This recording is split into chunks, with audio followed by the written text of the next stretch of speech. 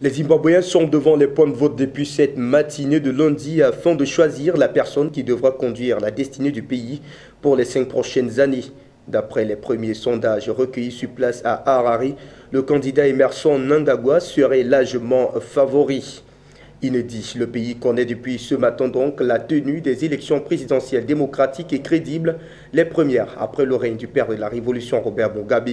Depuis lors, son successeur constitutionnel Emmerson Mnangagwa s'est mis en pole position de ses joutes électorales. Après 7 mois passés à la tête de l'État, celui qui se fait appeler le crocodile tient sa première victoire, celle de réussir à organiser une élection présidentielle paisible et crédible avec en prime la participation des observateurs internationaux.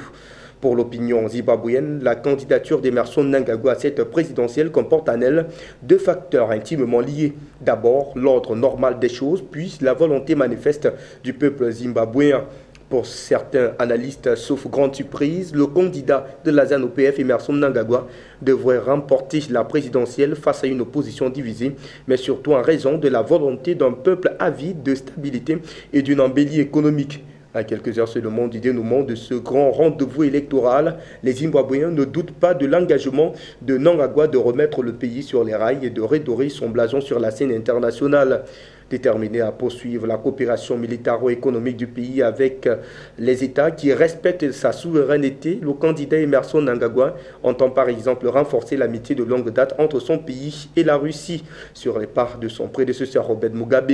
Au moment où les Zimbabwéens rêvent plus qu'autre chose d'une économie florissante et aspirent à la totale souveraineté de leur État, de leurs terres et de leurs richesses, le candidat Emmerson, lui, ne cesse de les conforter dans cette idée.